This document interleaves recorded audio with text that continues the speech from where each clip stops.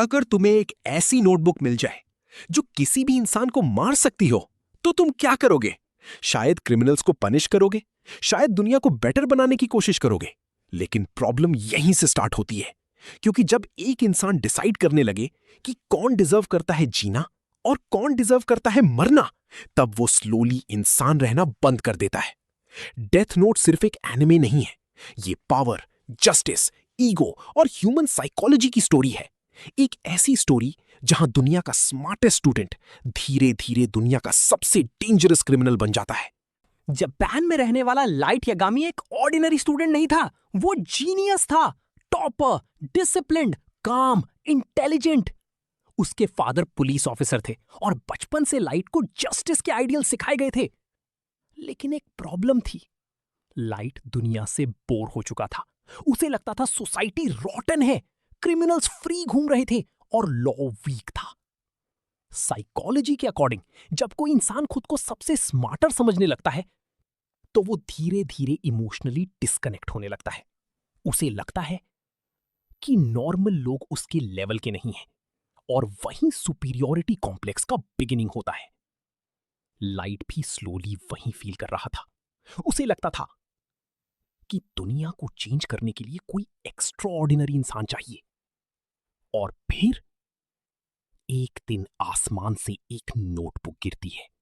Black cover, strange rules, और ऊपर लिखा हुआ था डेथ नोट। रूल्स सिंपल थे, जिस इंसान का नाम नोटबुक में लिखो वो मर जाएगा। लाइट को लगा ये प्रैंक है, लेकिन क्यूरियोसिटी इंटेलिजेंस का सबसे डेंजरस साइड होता है। स्मार्ट लोग हर चीज टेस्ट करना चाहते हैं।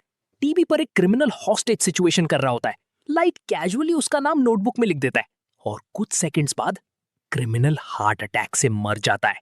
उस मोमेंट में लाइट की आंखों में फियर नहीं था, एक्साइटमेंट था, कंट्रोल था, पावर थी। और वही मोमेंट था जहां एक नॉर्मल स्टूडेंट मॉन्स्टर बनने की जर्नी स्टार्ट करता है। कुछ दिन बाद लाइट के रूम में एक टेरिफाइंग क्रीचर अपीयर होता है, रियूक, एक शिनिगामी, डेथ गॉड। रियूक बताता है कि नोटबुक एक्चुअली उसकी थी। उसने बोर्डम में नोटबुक ह्यूमन वर्ल्ड में गिरा दी, क्योंकि शिनिगामी वर्ल्ड बोरिंग था। वो देखना चाहता था कि ह्यूमंस पावर मिलने के बाद क्या करते हैं। और रियूक को जल्दी समझ आ गया कि नोटबुक एक डेंजरस इंसान के हाथ लग चुकी है। लेकिन रियूक को फर्क नहीं पड़ता, उसके लिए ये सब एंटरटेनमेंट था। और वही डेथ नोट को और टेरिफाइंग बनाता है, क्योंकि कभी कभी डार्कनेस को रोकने वाला कोई नहीं होता। लाइट डिसाइड करता है कि वो दुनिया से क्रिमिनल्स को खत्म करेगा। रोज नए क्रिमिनल्स मरने लगते हैं, न्यूज चैनल्स पैनिक में आ जाते हैं, पूरे वर्ल्ड में फियर स्प्रेड होने लगता है, और धीरे धीरे क्राइम रेट कम होने लगता है। कुछ लोग लाइट को हीरो समझने लगते हैं, कुछ उसे गॉड, और कुछ मॉन्स्टर। लोग उस मिस्टीरियस किलर को नाम देते हैं कीरा। और यही सबसे डेंजरस पार्ट था, क्योंकि जब दुनिया किसी इंसान को गॉड समझने लगे, तो वो इंसान भी खुद को गॉड समझने लगता है। साइकोलॉजी में इसे गॉड कॉम्प्लेक्स कहते हैं। जब इंसान बिलीव करने लगे कि वो मॉरली सुपीरियर है, और लाइट एग्जैक्टली वही बन रहा था। तब एंट्री होती है दुनिया के ग्रेटेस्ट डिटेक्टिव की, एल। कोई उसका असली नाम नहीं जानता, कोई उसका फेस नहीं जानता। एल टीवी पर एक क्रिमिनल को बेट की तरह यूज करता है और अनाउंस करता है कि वो कीरा को पकड़ लेगा। लाइट गुस्से में उस क्रिमिनल का नाम डेथ नोट में लिख देता है, और क्रिमिनल लाइव टीवी पर मर जाता है। एल स्माइल करता है, क्योंकि उसे एग्जैक्टली वही चाहिए था। अब एल कंफर्म कर चुका था कि कीरा जापान में है, और यहीं से स्टार्ट होता है एनिमे हिस्ट्री का ग्रेटेस्ट साइकोलॉजिकल वॉर। अब सिचुएशन कंप्लीटली चेंज हो चुकी थी। पहले लाइट क्रिमिनल्स को कंट्रोल कर रहा था, लेकिन अब कोई उसे चैलेंज कर रहा था।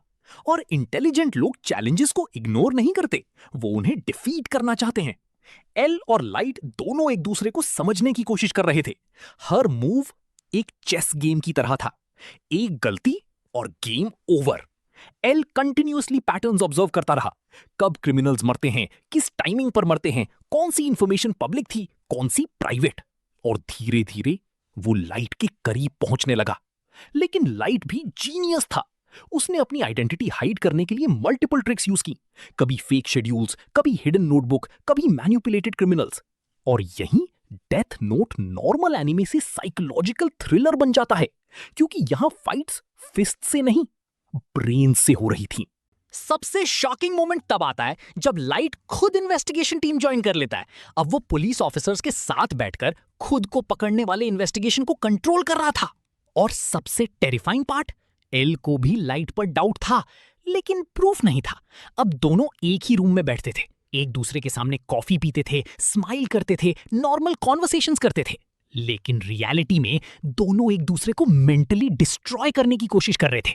हर डायलॉग एक हिडन अटैक था, हर स्माइल फेक थी, हर साइलेंस सस्पिशियस था। ये सिर्फ डिटेक्टिव वर्सेस क्रिमिनल नहीं था, ये ईगो वर्सेस ईगो था, ट्रूथ वर्सेस कंट्रोल। और स्लोली लाइट का ईगो और डेंजरस होता जा रहा था। शुरू में लाइट सिर्फ क्रिमिनल्स को मार रहा था, लेकिन पावर अडिक्टिव होती है। और धीरे धीरे लाइट चेंज होने लगा। अब जो भी उसके अगेंस्ट जाता वो टारगेट बन जाता। उसके लिए ह्यूमन लाइफ एक गेम बन चुकी थी। साइकोलॉजी के अकॉर्डिंग जब इंसान रिपीटेडली पावर यूज करता है तो एम्पैथी स्लोली वीक होने लगती है। और एग्जैक्टली वही लाइट के साथ हो रहा था। अब वो जस्टिस के लिए नहीं, अपने ईगो के लिए किल कर रहा था। उसे प्रूव करना था कि वो सबसे सुपीरियर है। और यही डेंजरस पार्ट है इंटेलिजेंस का। हाईली इंटेलिजेंट लोग अपने एक्शंस को जस्टिफाई करने में एक्सपर्ट्स होते हैं। वो गलत काम को भी लॉजिकल बना देते हैं। लाइट को लग रहा था कि वो दुनिया को सेव कर रहा है, लेकिन रियलिटी में वो स्लोली मॉन्स्टर बन चुका था। एल फाइनली लाइट के बहुत क्लोज पहुंच चुका था। उसे ऑलमोस्ट कंफर्म हो चुका था कि लाइट ही कीरा है। लेकिन लाइट ने एक मास्टर प्लान क्रिएट किया, manipulation, fake memory loss, hidden notebook और फाइनली एल की डेथ। उस मोमेंट में एनिमे का बिगेस्ट इमोशनल शॉक आता है, क्योंकि एल सिर्फ डिटेक्टिव नहीं था, वो लाइट का इक्वल था, उसका राइवल, उसका ऑपोजिट। और उसके मरने के बाद लाइट कंप्लीटली अनकंट्रोलेबल हो गया। अब उसे लग रहा था कि वो ट्रूली गॉड बन चुका है। लेकिन हर गॉड इवेंचुअली मिस्टेक्स करता है, और लाइट की बिगेस्ट वीकनेस थी ओवर कॉन्फिडेंस। उसे लगने लगा कि वो कभी लूज नहीं कर सकता।